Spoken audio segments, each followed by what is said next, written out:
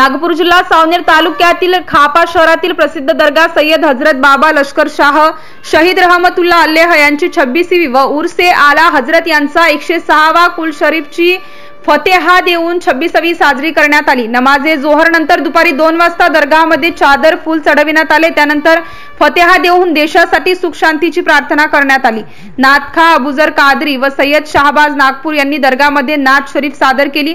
भक्तांसाठी महाप्रसादाचे आयोजन करण्यात आले होते। शेकडो भाविकांनी महाप्रसादाचा लाभ घेतला।